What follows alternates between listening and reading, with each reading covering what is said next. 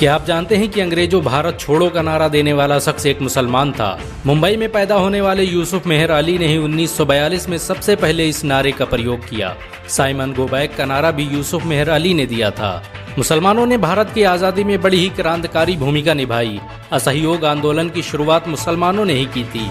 1920 में खिलाफत आंदोलन के दौरान मोहम्मद अली जौहर और मौलाना अबुल कलाम आजाद ने सबसे पहले अंग्रेजी प्रोडक्ट का बहिष्कार करने की रणनीति बनाई, जिसके बाद ये आंदोलन पूरे देश में फैल गया। असहयोग आंदोलन में मुसलमानों ने बढ़ चढ़कर हिस्सा लिया।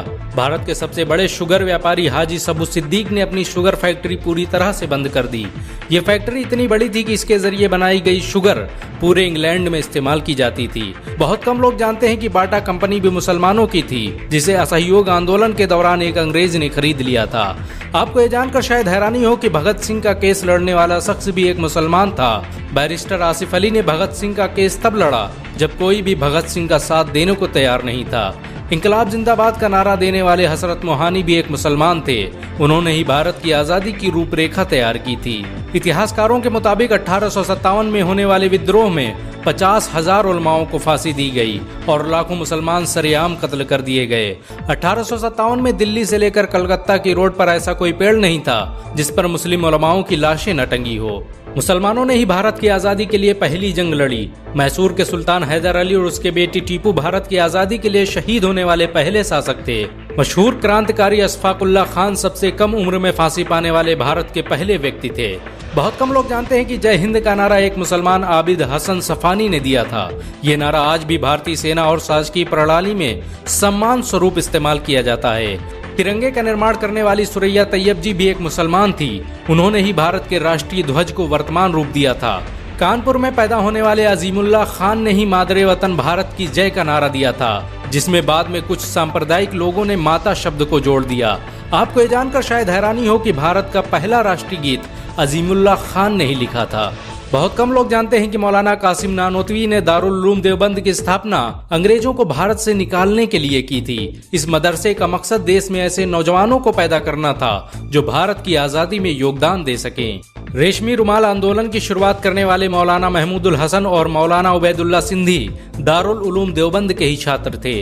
मौलाना उबैदुल्ला सिंधी ने सुभाष चंद्र बोस के साथ मिलकर भारत की पहली अस्थायी सरकार की स्थापना की थी और वह भारत के पहले गृह मंत्री भी थे। आपको ये जानकर शायद हैरानी हो कि मौलाना महमूदुल हसन ने ही 1920 में गांधी को महात्मा का लक़ब दिया था। उनका ये नाम इतना मशहूर हुआ कि पूरी दुनिया में गांधी महात्मा गांधी के नाम से जाने जाने लगे। महमूदुल हसन ने ही हकीम अजमल खान के साथ मिलकर 1920 में जामिया मिलिया इस्लामिया यूनिवर्सिटी की स्थापना की थी, ताकि भारतीय शिक्षा तंत्र को अंग्रेजों के चंगुल से आज़ाद करवाया जा सके। आपको ये जानकर शायद हैरानी हो कि काला पानी जैसी दर्दनाक सजाओं को पाने वाले 90% से अधिक लोग मुसलमान थे। अंडमान निकोबार में आज भी सबसे ज्यादा कब्रें मुसलमानों की हैं। मुसलमानों के अलावा दूसरे लोगों ने काला पानी से बचने के लिए न सिर्फ माफीनामे लिखे बल्कि अंग्रेजों की मुखबिरी भी की। मुसलमानों ने ही अंग्रेजों के खिलाफ सबसे पहले हथियार उठाए। 1772 में शाह अब्दुल अजीज ने अंग्रेजों के खिलाफ फतवा देते हुए ऐलान किया कि अंग्रेजों की गुलामी हराम है और हर मुसलमान पर फर्ज है कि वो अपने मुल्क और देश की आज़ादी के लिए खुद को कुर्बान कर दे। 1857 में होने वाले विद्रोह की प्लानिंग एक मुसलमान मौलवी अहमदुल्लाह शाह ने की थी। वो भारत के अकेले इंसान थे जिन पर अंग्रेजों ने 50,000 रुपए का इनाम रखा था। यह रकम इतनी बड़ी थी कि राजा जगन्नाथ ने पैसों की लालच में आकर अहमदुल्लाह शाह की मुखबरी कर दी और अंग्रेजों ने उन्हें शहीद कर दिया। बहुत कम लोग जानते हैं कि 1857 में शहीद होने वाले 90% लोग मुसलमान थे। जालियांवाला बाग में जनरल डायर की गोलियों का निशाना बनने वाले अधिकतर लोग भी मुसलमान थे।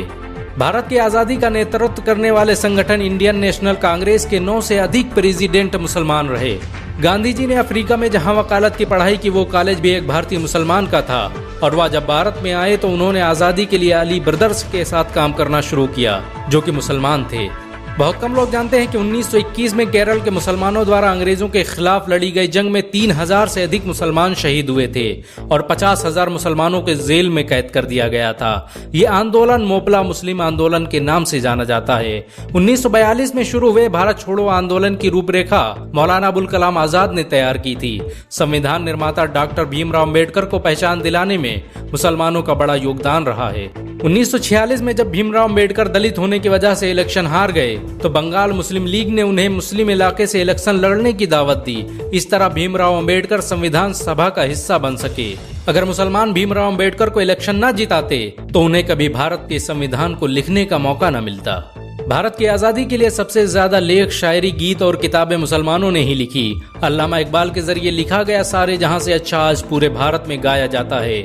आपको ये जानकर शायद हैरानी होगी कि देश के लिए शहीद होने वाला पहला पत्रकार मौलाना मीर बाकर एक मुसलमान था।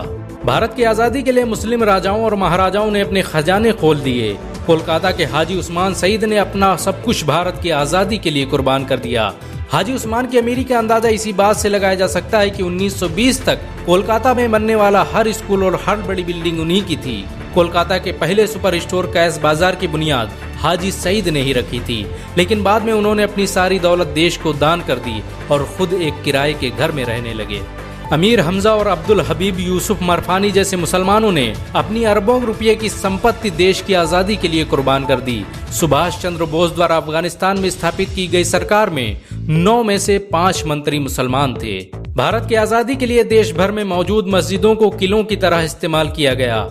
इन मस्जिदों में सुबह शाम हर वक्त भारत की आज़ादी के लिए ऐलान हुआ करते थे।